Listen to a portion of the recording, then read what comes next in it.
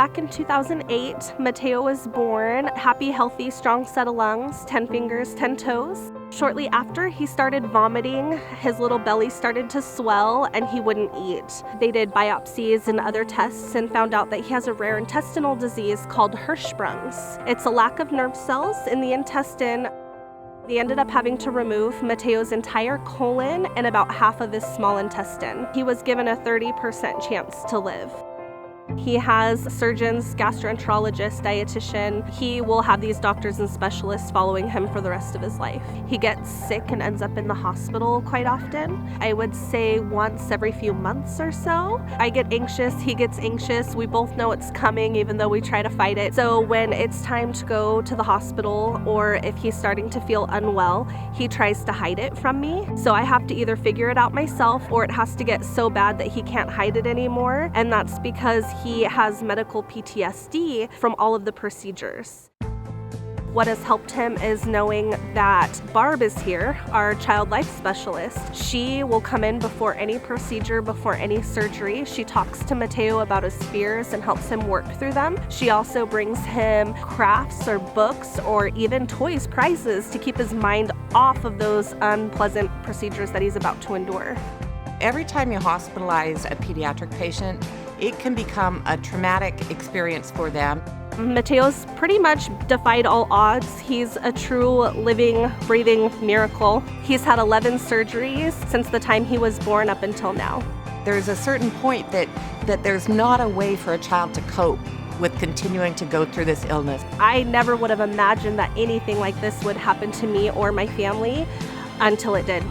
Mateo would not be here today as a happy, active 9-year-old if it wasn't for us having this local hospital and having the staff and the equipment here that was able to provide the care that he needed.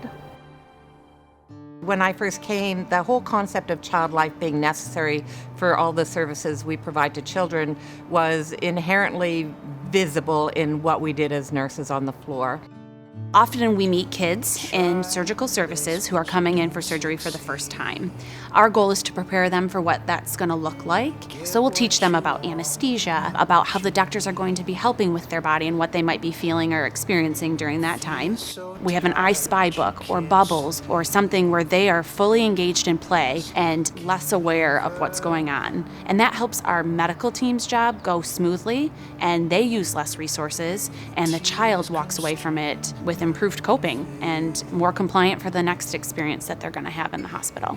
It's better that they have child life here because then they have a lot of toys, so that way the people that go here feel less scared because then they have stuff to play with afterwards. We meet them right where they are.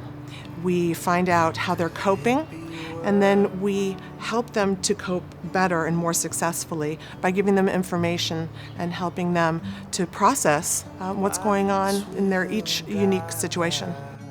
We have the gift of being able to be present and not asking anything of that child. So I'm not a nurse coming in that has to give this immunization or a physical therapist who has to have a goal set. To be able to have child life here, to be able to provide that little bit of comfort, the little bit of distraction, truly makes a huge difference in the experience for the kids.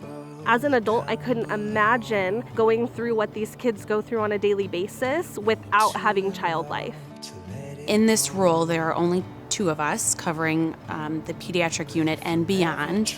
And I would say every shift, at the end of every day, there are a handful of things that I was not able to accomplish because we're overstretched. 2 child life therapists are not enough, and we actually would like to continue to grow the program and sustain the program moving forward. We do not charge families.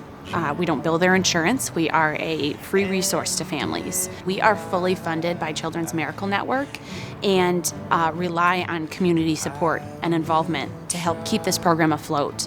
We wouldn't exist without that support. We are incredibly appreciative of this community support and the support from Children's Miracle Network.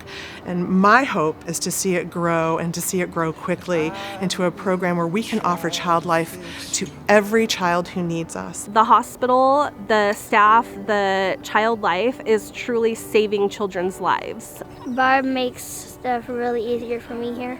Child life is necessary. It is making a difference to our children. You never know when an emergency might affect you or someone in your family, and we want to be there for you and for every child who comes here to Riverbend.